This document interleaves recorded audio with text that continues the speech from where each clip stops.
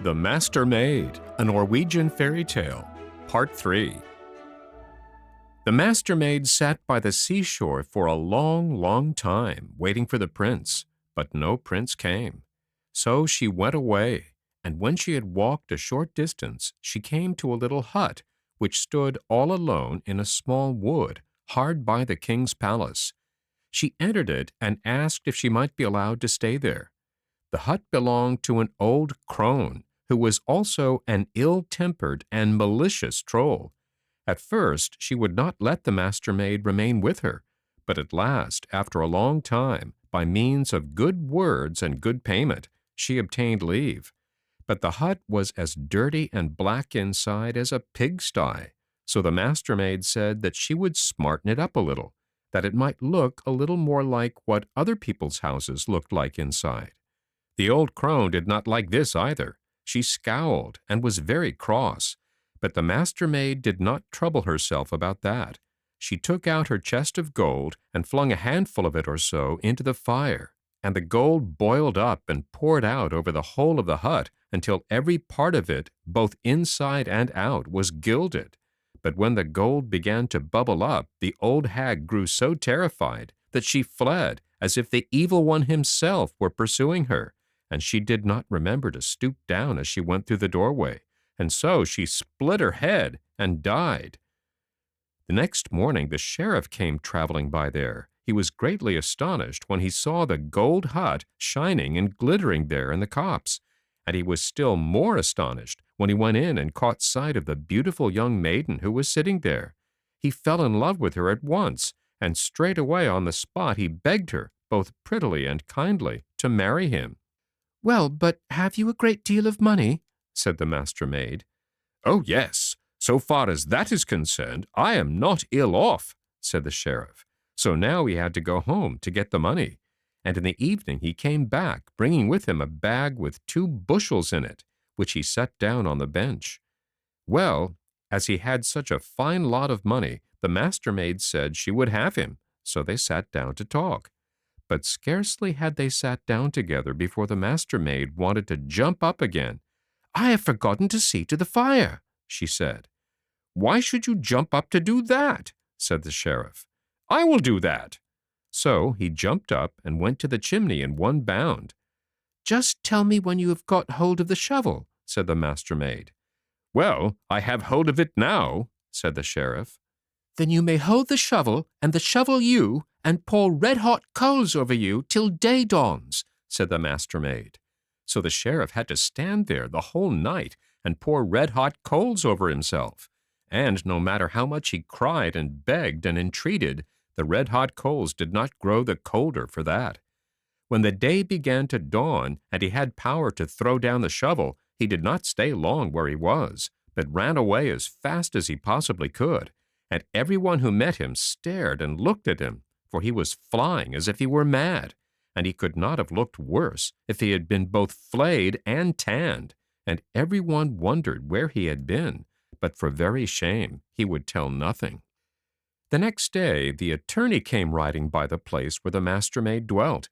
He saw how brightly the hut shone and gleamed through the wood, and he too went in to see who lived there, and when he entered and saw the beautiful young maiden, he fell even more in love with her than the sheriff had done, and began to woo her at once.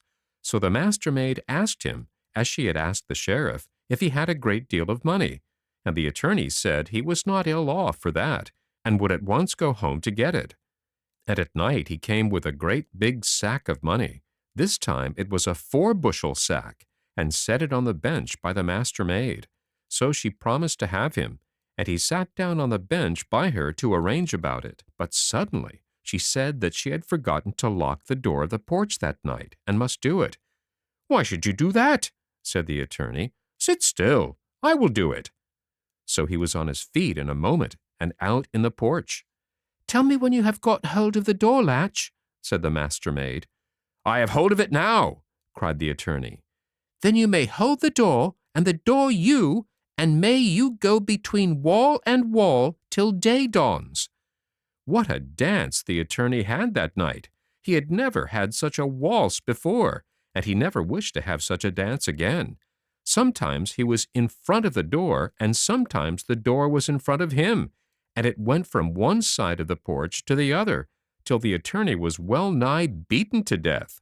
At first he began to abuse the Master Maid, and then to beg and pray, but the door did not care for anything but keeping him where he was till break of day. As soon as the door let go its hold of him, off went the attorney. He forgot who ought to be paid off for what he had suffered. He forgot both his sack of money and his wooing, for he was so afraid lest the house door should come dancing after him. Everyone who met him stared and looked after him, for he was flying like a madman, and he could not have looked worse if a herd of rams had been butting at him all night long. On the third day the bailiff came by, and he too saw the gold house in the little wood, and he too felt that he must go and see who lived there. And when he caught sight of the Master Maid, he became so much in love with her that he wooed her almost before he greeted her. The Master Maid answered him as she had answered the other two, that if he had a great deal of money, she would have him. "So far as that is concerned, I am not ill off," said the bailiff. So he was at once told to go home and fetch it, and this he did. At night he came back, and he had still a larger sack of money with him than the attorney had brought. It must have been at least 6 bushels, and he set it down on the bench. So it was settled that he was to have the Master Maid. But hardly had they sat down together before she said that she had forgotten to bring in the calf, and must go out to put it in the byre. "No, indeed, you shall not do that," said the bailiff. "I am the one to do that." And big and fat as he was, he went out as briskly as a boy. "Tell me when you have got hold of the calf's tail," said the Master Maid. "I have hold of it now," cried the bailiff.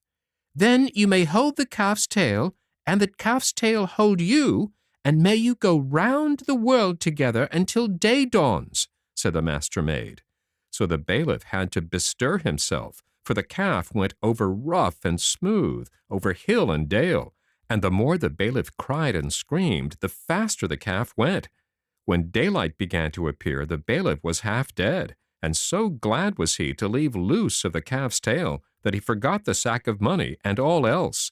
He walked now slowly, more slowly than the sheriff and the attorney had done, but the slower he went, the more time had everyone to stare and look at him, and they used it too. And no one could imagine how tired out and ragged he looked after his dance with the calf. On the following day the wedding was to take place in the king's palace, and the elder brother was to drive to church with his bride, and the brother who had been with the giant with her sister. But when they had seated themselves in the coach and were about to drive off from the palace, one of the trace pins broke, and though they made 1, 2, and 3 to put in its place, that did not help them, for each broke in turn, no matter what kind of wood they used to make them of. This went on for a long time, and they could not get away from the palace, so they were all in great trouble. Then the sheriff said, for he too had been bidden to the wedding at court, "Yonder away in that thicket dwells a maiden, and if you can get her to lend you the handle of the shovel that she uses to make up her fire, I know very well that it will hold fast." So they sent off a messenger to the thicket, and begged so prettily that they might have the loan of her shovel handle, of which the sheriff had spoken, that they were not refused. So now they had a trace pin which would not snap in two. But all at once, just as they were starting, the bottom of the coach fell in pieces. They made a new bottom as fast as they could, but no matter how they nailed it together, or what kind of wood they used, no sooner had they got the new bottom into the coach and were about to drive off than it broke again, so that they were still worse off than when they had broken the trace pin. Then the attorney said, for he too was at the wedding in the palace, "Away there in the thicket dwells a maiden, and if you could but get her to lend you 1/2 of her porch door, I am certain that it will hold together." So they again sent a messenger to the thicket, and begged so prettily for the loan of the gilded porch door of which the attorney had told them, that they got it at once. They were just setting out again, but now the horses were not able to draw the coach. They had 6 horses already, and now they put in 8, and then 10, and then 12. But the more horses they put in, the more the coachman whipped them, the less good it did, and the coach never stirred from the spot.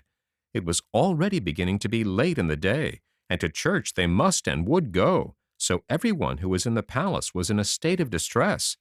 Then the bailiff spoke up and said, "Out there in the gilded cottage in the thicket dwells a girl, and if you could but get her to lend you her calf, I know it could draw the coach, even if it were as heavy as a mountain." They all thought that it was ridiculous to be drawn to church by a calf, but there was nothing else for it but to send a messenger once more and beg as prettily as they could on behalf of the king that she would let them have the loan of the calf that the bailiff had told them about. The Master Maid let them have it immediately. This time also she would not say no. Then they harnessed the calf to see if the coach would move, and away it went, over rough and smooth, over stock and stone, so that they could scarcely breathe, and sometimes they were on the ground and sometimes up in the air. And when they came to the church, the coach began to go round and round like a spinning wheel, and it was with the utmost difficulty and danger that they were able to get out of the coach and into the church. And when they went back again, the coach went quicker still, so that most of them did not know how they got back to the palace at all. When they had seated themselves at the table, the prince, who had been in service with the giant, said that he thought they ought to have invited the maiden who had lent them the shovel handle, and the porch door, and the calf up to the palace. "For," said he, "if we had not got these 3 things, we should never have got away from the palace." The king also thought that this was both just and proper, so he sent 5 of his best men down to the gilded hut to greet the maiden courteously from the king, and to beg her to be so good as to come up to the palace to dinner at midday. "Greet the king, and tell him that, if he is too good to come to me, I am too good to come to him," replied the Master Maid. So the king had to go himself, and the Master Maid went with him immediately. And as the king believed that she was more than she appeared to be, he seated her in the place of honor by the youngest bridegroom. When they had sat at the table for a short time, the Master Maid took out the cock, and the hen, and the golden apple which she had brought away with her from the giant's house, and set them on the table in front of her.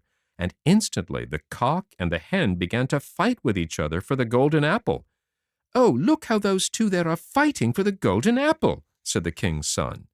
"Yes, and so did we 2 fight to get out that time when we were in the mountain," said the Master Maid. So the prince knew her again, and you may imagine how delighted he was. He ordered the troll witch who had rolled the apple to him to be torn in pieces between 24 horses, so that not a bit of her was left. And then, for the first time, they began really to keep the wedding. And, weary as they were, the sheriff, the attorney, and the bailiff kept it up too. The end.